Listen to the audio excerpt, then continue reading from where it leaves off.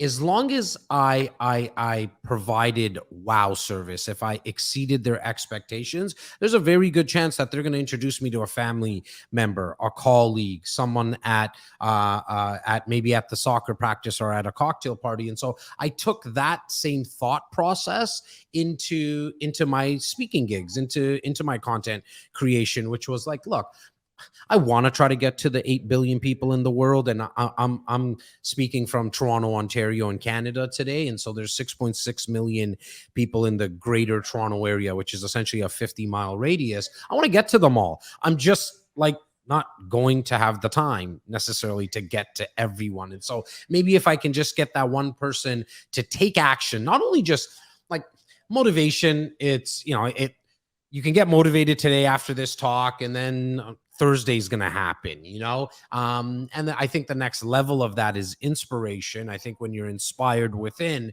you're more apt to actually have consistency and longevity in what you're trying to accomplish. But for me, it's actually taking action consistently. That is really the game changer. And that's what I'm hoping that one person does. Because if I affected one person, inspired one person to take action, I think I did a good job.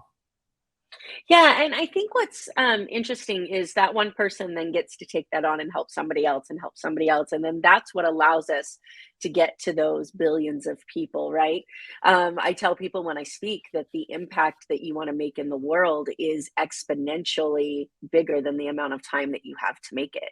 And so the more people that you can inspire to do things, the more that you're going to be able to have that impact live on longer than you, which is what we all want, right? Look, I think it's quite easy. If you Google it, the average person knows, generally speaking, about 200 people, right? And so you might sit there and say, "Well, I only know 200 people." If you're getting into business, you're trying to inspire.